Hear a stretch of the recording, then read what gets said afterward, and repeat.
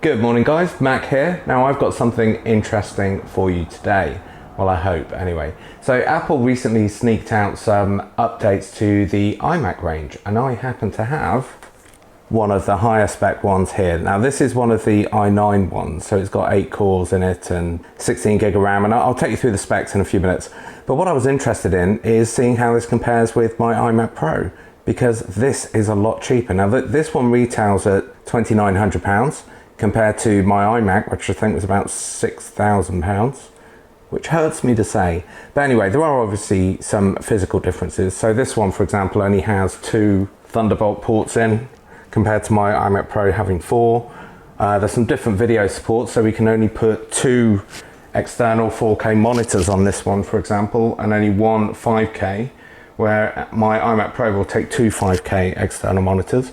But anyway, I want to see how this compares, because I reckon it's going to be not far off. So I've done some benchmarks and I've got some test run-throughs just to show you what it's like, and we'll also look at the thermal throttling, or whether it actually throttles at all. So let's go and have a look at that stuff. Okay, here we are with our Apple Mac. So let's start off by having a look and seeing exactly what the specification is. So as you can see, this is the 3.6 gigahertz i9, so it's got 8 cores in this one. It's got 16 gig of RAM, because I was planning on upgrading the RAM myself because it's cheaper. There is a door in the back of these units, which makes it very easy to upgrade the RAM, unlike in the iMac Pro. So if we have a look at the storage, you'll see that this one has a 512 gig SSD in there.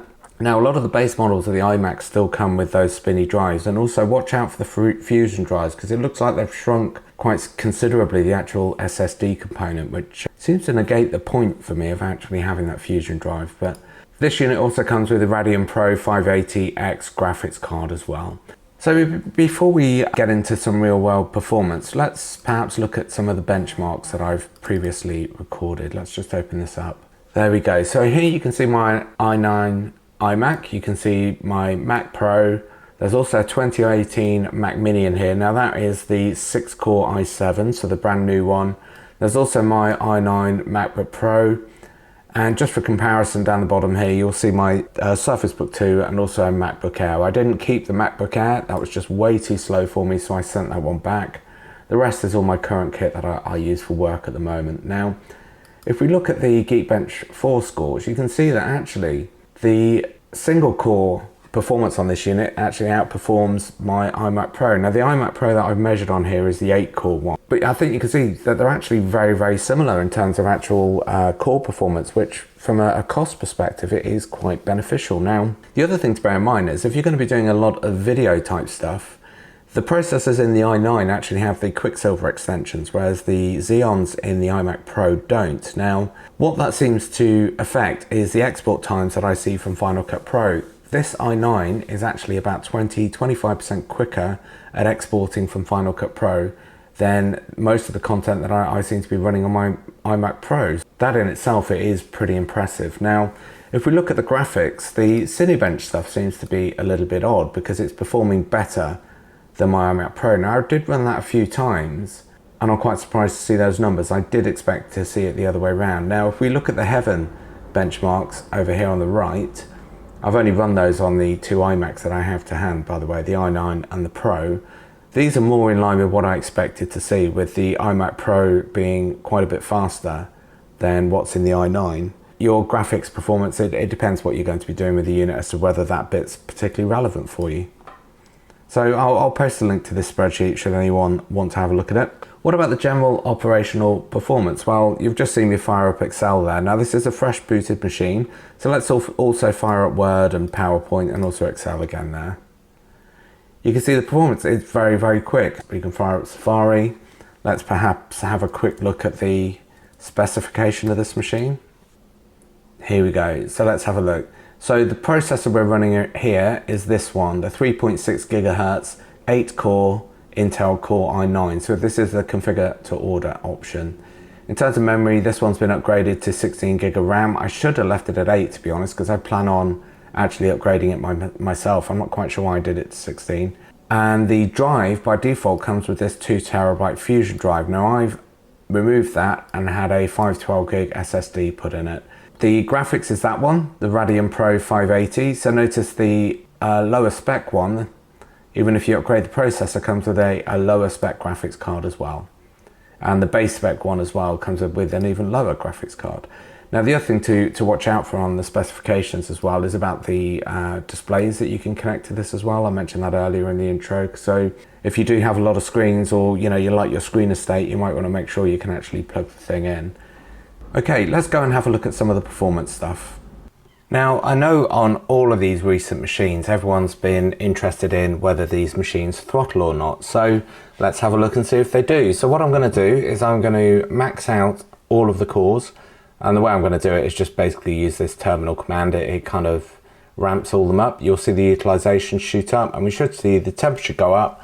And then we can look at the frequency and see if it drops below that base clock speed of 3.6 gigahertz. So let's watch that for a moment. I'll speed it up a little bit and we'll see if it ever drops below that.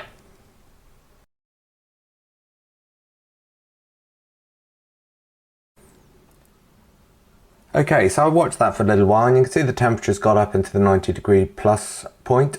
Now, at no point have I seen the frequency drop below the base clock speed of 3.6 gigahertz. This is a good thing. For instance, my i9 MacBook Pro certainly does throttle back below its base clock speed, which is a little bit frustrating, but this one doesn't seem to. Now, one thing I can't demonstrate for you really particularly well is the fans, or the fan noise.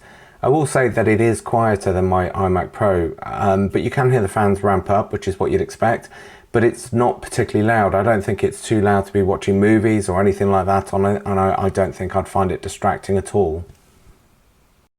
Well, what about hard disk performance? Well, as you can see here, we have the 2019 iMac on the left and the 2017 iMac Pro on the right. Now, write speeds, the iMac Pro is quite a bit ahead here. We're getting about 3 gigabytes per second on that, and only about 2 gigabytes per second on the iMac. But the read speeds are pretty much about the same between the two units. Pretty impressive stuff, I think.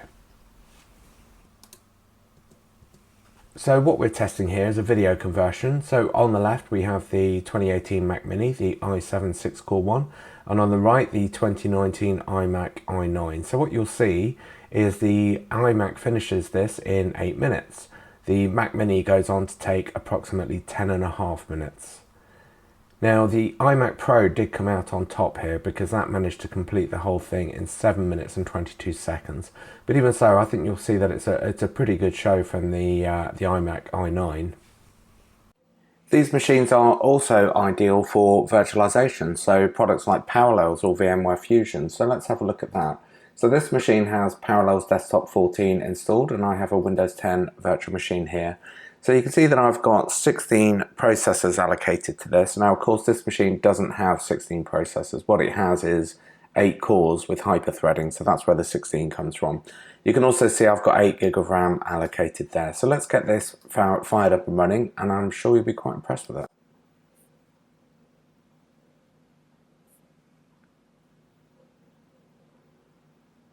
There we go, so boot time is excellent, so let's get logged in. There we go. Now, of course, I've got tons of apps installed here, so let's fire up some of those. You can see what it's like. So there's Word, there's Excel, Visio, and what's that? Microsoft Project, I think. So I think you can see the performance there is absolutely awesome. It's certainly incredibly usable.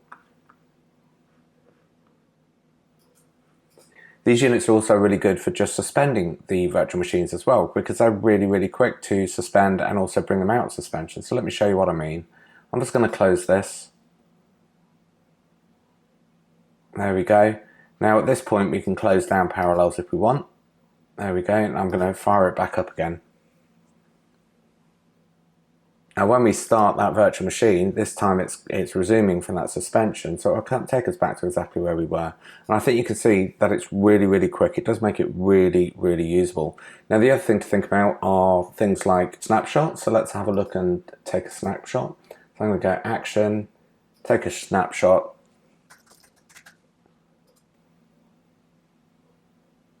There we go. That was really, really quick, and it's finished. Now, of course, it's not taking a snapshots, it tends to take all the time. It tends to be the restoring of them. So what I'm going to do is just, let's remove something from this machine. I won't make you sit through this because it's not particularly interesting. Perhaps I'll just remove Office and then we can restore that snapshot.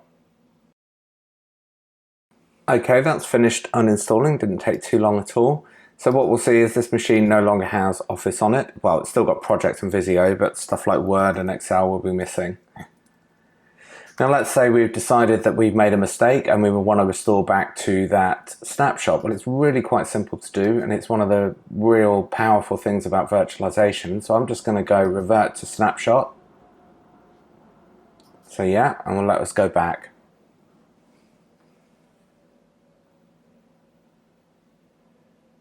There you go. That didn't take very long at all. And as you can see, our Word, Office, Visio, PowerPoint and everything, they're all there now.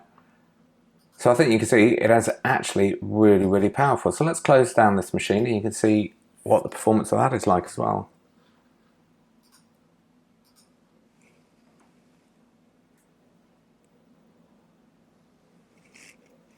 There you go, it's all done.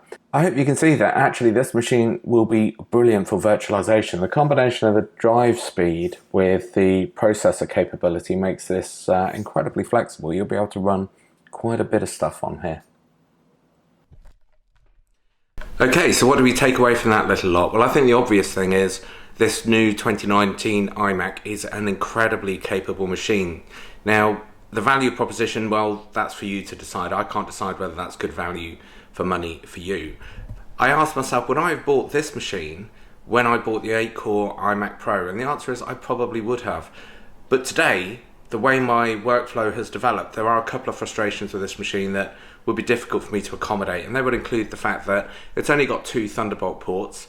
Now, I've moved all of my workflow to Thunderbolt pretty much now, and I'd struggle with that. Now, I know I can get a Thunderbolt hub.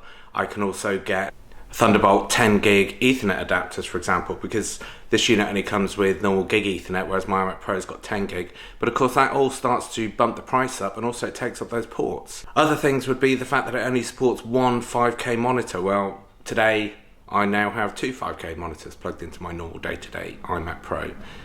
But these are things that you can compromise, and also those compromises might not feel that much of a compromise when you are saving a good few £1,000s in the process. So from that perspective, I think this is a really good value and very capable machine.